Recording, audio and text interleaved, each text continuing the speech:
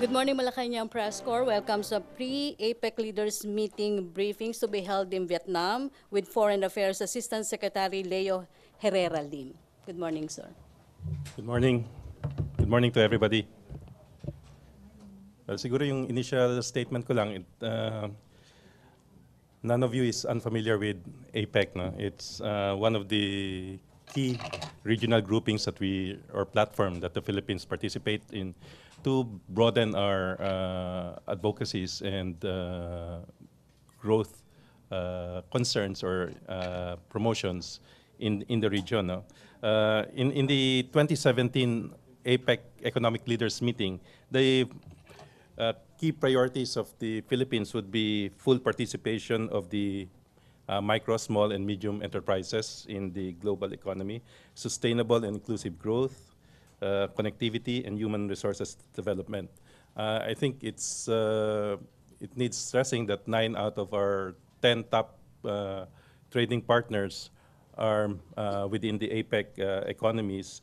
And then in particular also, it's very rare that APEC and ASEAN meetings will happen back-to-back within the ASEAN region. That's why I think a lot of people are pretty much excited on this parang development this year.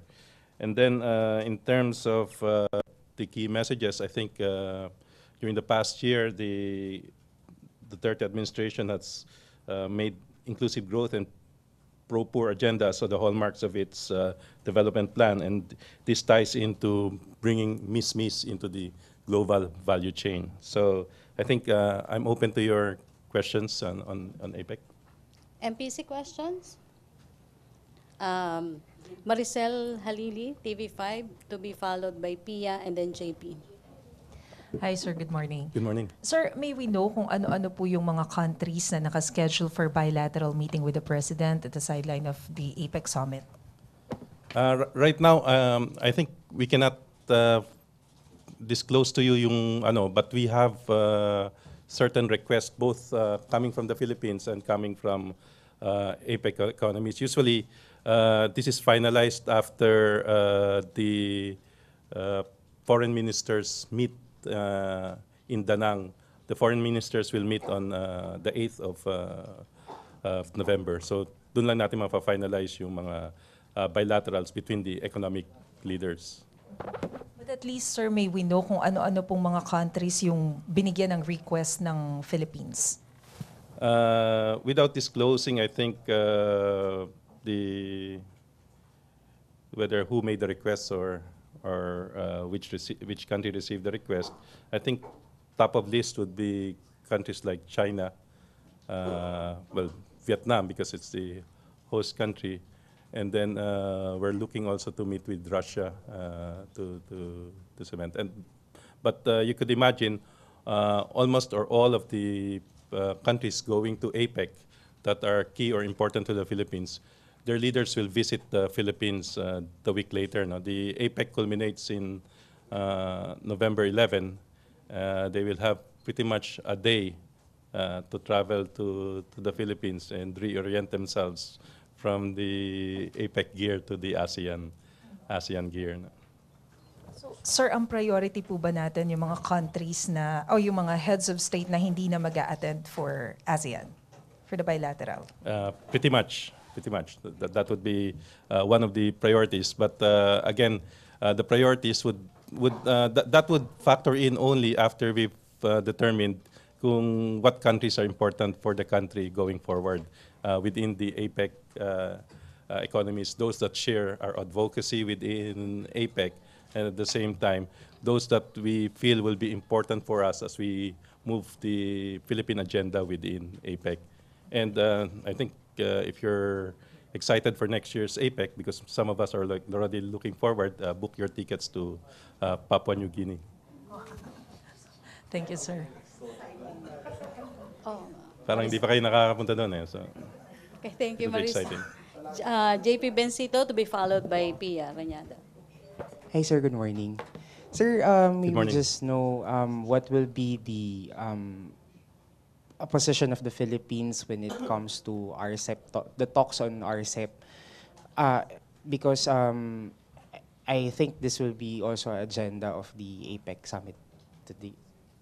Well, RCEP or any other regional arrangement that increases free trade, free and open trade platform is welcomed by the Philippines, no? Because we see the value in removing all the barriers towards the participation of entrepreneurs or the different economic units of the country into the global economy. So whatever acronym you call that platform would be viable for the Philippines.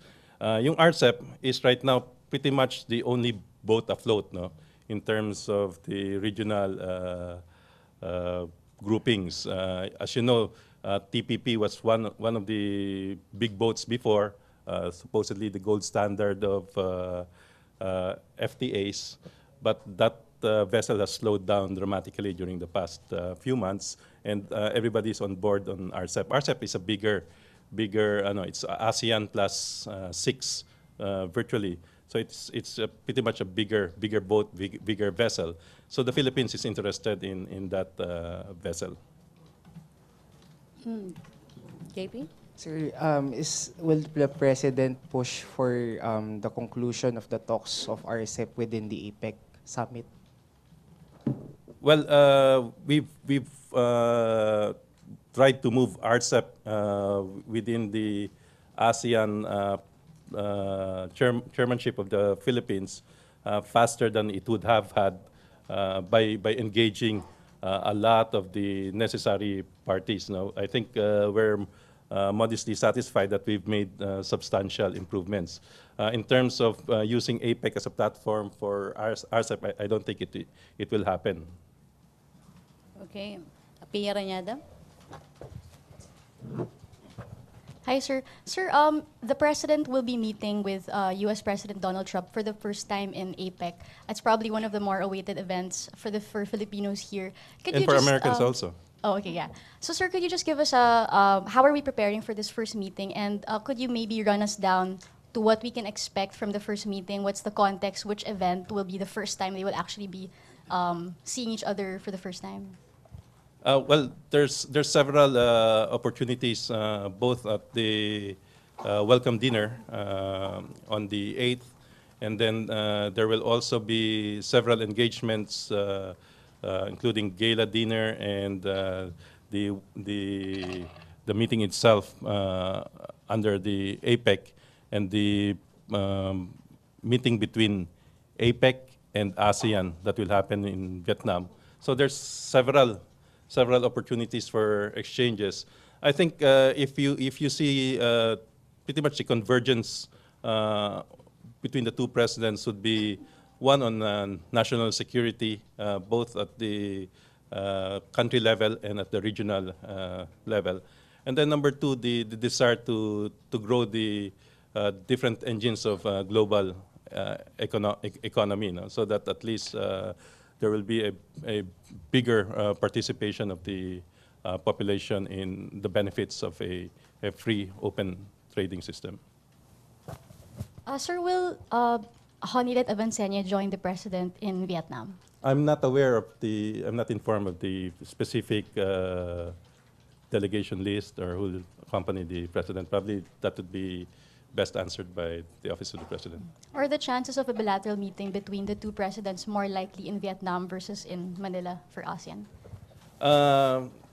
Once you're there in Da Nang, the opportunity increases. You know? So I think most likely they will,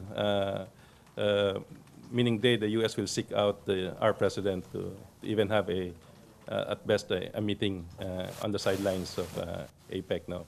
Because you could imagine, I think amongst the presidents elected in 2016, it's our president that continues to get attraction in the international fora. Yeah, thank you, sir. Okay, Joseph Moro? Sir, you mentioned kanina that Americans are also interested in the president. How did you say this? Have there been requests from their part to meet with the president as early as the APEC summit in Vietnam? Well, as I told the earlier questioner, and I cannot confirm who made the request. It's not my level that's made because I think both countries have an interest to move our converging agendas forward, no? And I think the fact that it's a first face-to-face meeting, sometimes both parties will try to maximize the opportunity. So, sir, even if they're going to have a schedule already in ASEAN, you're not counting out the schedule in Vietnam, a bilateral.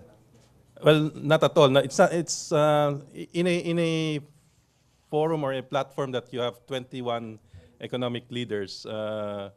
One, the chances of a not a scheduled bilateral, but even a pull aside a meeting would not be easily discounted. No, there's enormous opportunity within that 3 to 4 days to have a small a closer discussion of issues that are close to the hearts of both the U.S. and the Philippines. So if I'm a betting man, it will be higher than 50% chance.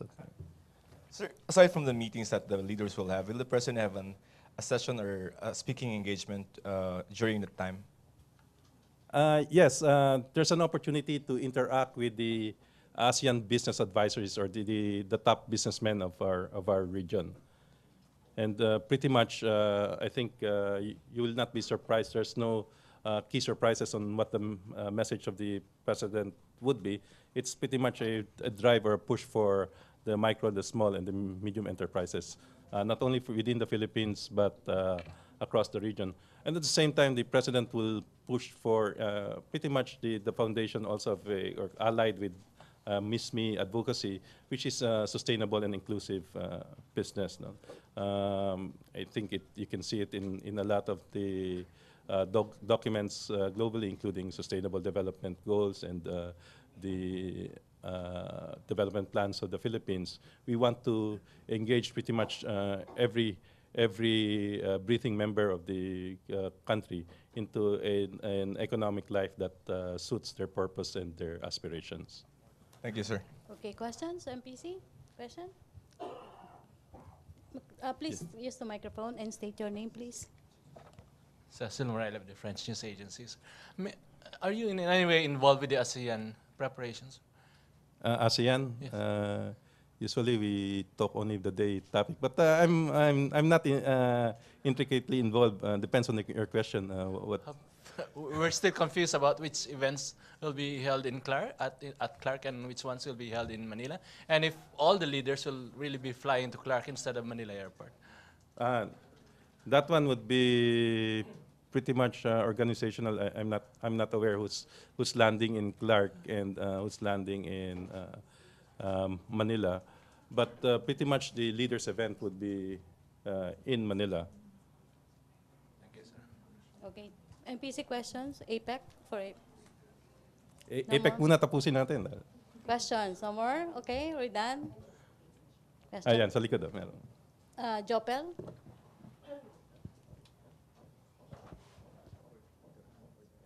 Sir, for the record, sorry, na-late kasi.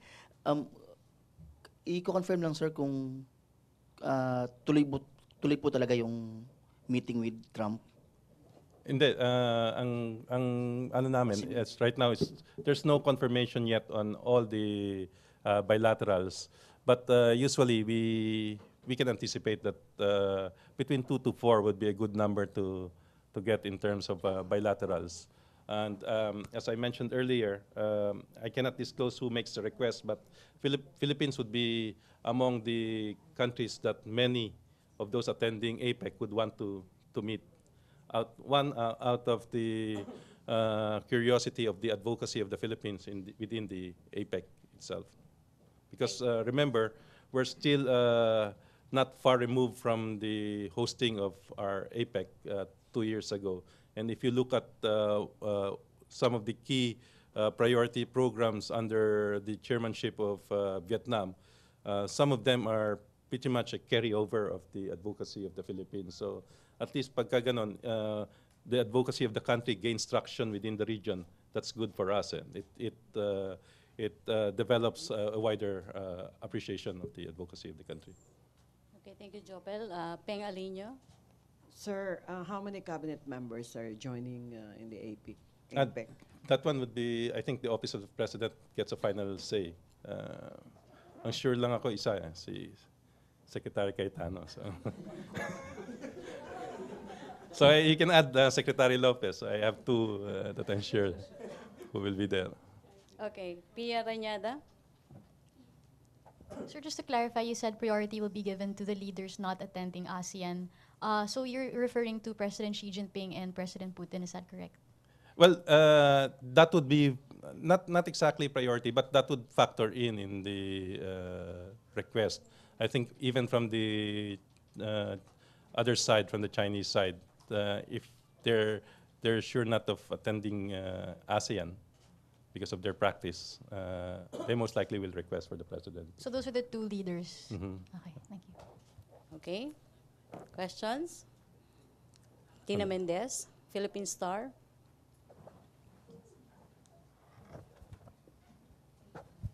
Sir, may we know how big is the delegation and how much budget is the government allocating for this trip in APEC? I think that's not. I'm not aware of the size of the delegation or the budget. That's pretty much a final say of the Office of the President. Okay, thank you, Tina. Okay, thank you, MPC. Thank you, Assistant Secretary Leo Herrera Lim. Thank you, Ren. See you in Vietnam, sir. Okay, Who's traveling to Vietnam ba? Lahat kayo? So Some of I hope us. you enjoy it. Da Nang is a nice place. It's if you've not been there for the longest time, I hope you have time to look at the area. It's the third most important destination for trade and tourism in Vietnam. Okay, thank you, sir. Thank you. Thank you, Malacañang Press Corps. Back to our main studio sa Radyo Pilipinas and PTV.